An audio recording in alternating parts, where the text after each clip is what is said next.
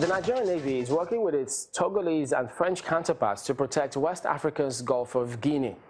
The coast, spanning more than a dozen countries, faces security challenges including piracy, drug smuggling and illegal fishing, which accounts for the loss of over 40% of fish caught by foreign fleets. The navies, through regular joint drills, seek to boost maritime security in the region. Take a look. The Gulf of Guinea is an area known for heavy marine traffic, including offshore oil exploration. But the vast area has some of the world's most under-policed waters, and maritime criminals have taken advantage by smuggling drugs, hijacking vessels, selling stolen oil from Nigeria, and illegal fishing.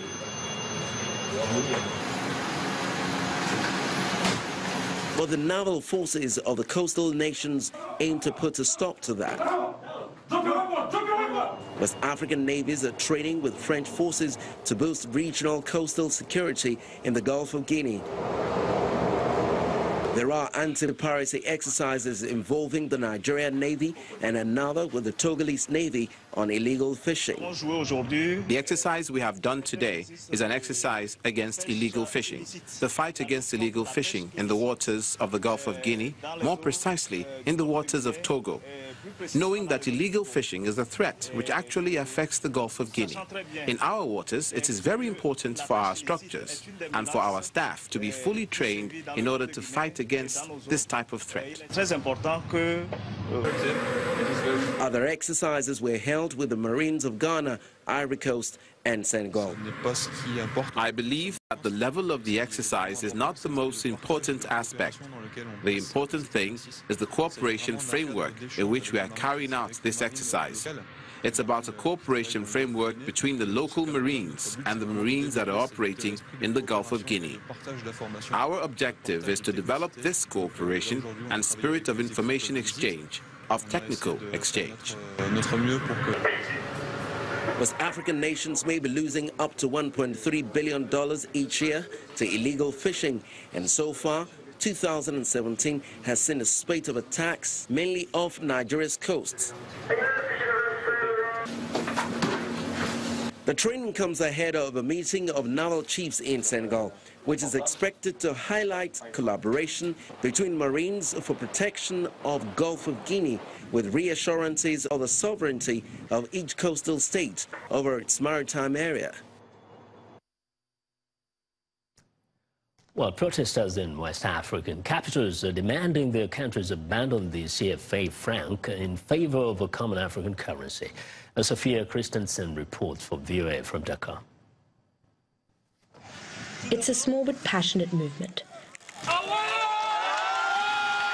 calling for dramatic action on the CFA franc.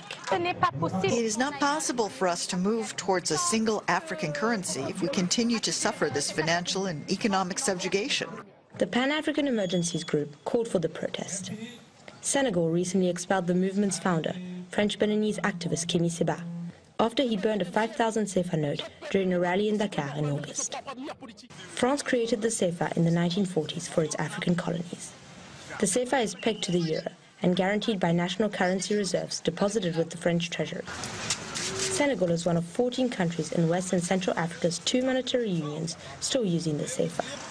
At Dakar's bustling Marché Tilène, many traders are interested in the debate, though the arguments remain more emotional than economic. It's not an African currency, so we consider it a Nazi currency imposed by our colonizer. I would like Senegal to have its own currency. In the same way as we used to talk about the French franc, I would like us to talk about the Senegalese franc. We are Africans. We need to get organized and mobilized for a single currency. Advocates of the CFA say it has prevented inflation and instability. They point to the experience of neighbors like Guinea and Nigeria as cautionary tales of going it alone. But critics argue the currency is too strong and stifles economic growth. Regional trade has expanded outside the Eurozone to partners like China and the United States. When you have a currency that's fixed to a strong currency like the euro, it's easy to import. But when you want to export, your products cannot compete with other foreign countries. Countries using the CFA are free to abandon it, but none of the 14 governments has announced any such intention. And for onlookers at this latest anti-CFA protest, this may be for the best. I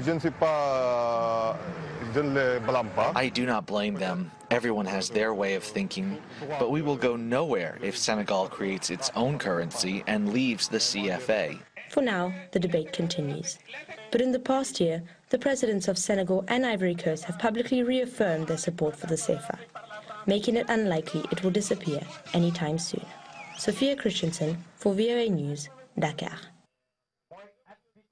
A large influx of immigrants and refugees certainly help boost the population of a region, but it can also have social and economic impacts. The northern part of Columbus, Ohio, an abandoned wasteland in the early 2000s, has been revitalized thanks to the new Americans. VOA's June Saw takes you to the Morse Road corridor where the city's true entrepreneurial heart is. Carol Pearson narrates. Exotic fruits and vegetables and other products in the Saraga International Grocery attract customers of all ethnic backgrounds and longtime Columbus residents as well. Well, I bought romaine noodles and extra hot peppers. I like the fact that there's a big variety from all different places around the world. Korean immigrant John Sung opened the 5,000 square meter grocery 4 years ago. We have product from 5 continents: Africa, Asia, South America, Europe, all over the world basically. We have 80 employees, which is refugee and immigrant from all over the world too. In a shopping mall about 2 kilometers away from Saraga Grocery is Juba Travel Agency. Ahmed O. Haji from Somalia opened it 9 years ago. What drove me to start the business was the need for my immigrant people, predominantly Somali people who are going back home. And the means of transportation is an airline, so I think that was a lucrative business to get into. Inside the Juba Mall, Somali refugees and immigrants own small shops and help each other bring in new customers. The ethnic shopping malls and restaurants are crowded along the Morse Road corridor that stretches through the north part of the city. Morse Road is a very strategic location. It's one of the highest revenue-generated zip codes in Columbus. It's a great location. Morse has very diverse ethnic people that live in this area. Haji says the revitalization of the corridor happened organically.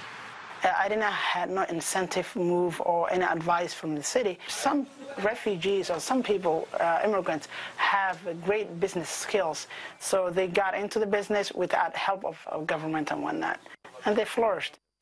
Over the past few decades, Central Ohio has seen a large flux of immigrants from around the world, with most refugees arriving in the last 10 years.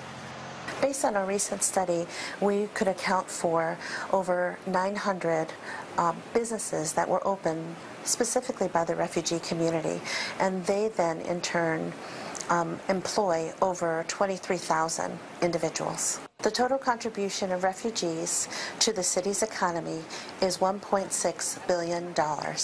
Since the executive order limiting travel from 6 countries, including Somalia, took effect in June, Haji says his business has declined dramatically, but he will stay in the city. The city is very welcoming. Columbus, I have been here for almost 21 years now, and I am not going to go anywhere else. For producer June So, I'm Carol Pearson, VOA News, Columbus, Ohio. Well, that's our show for today. Now, be sure to visit us online at voaafrica.com. I'm Vincent McCoy in Washington. Chamberlain has our last word from Lagos. We look forward, as always, to bringing you another show next week. ChannelTV.com is your source for news and other programming around the clock. I'm Chamberlain, so thank you for watching. Goodbye.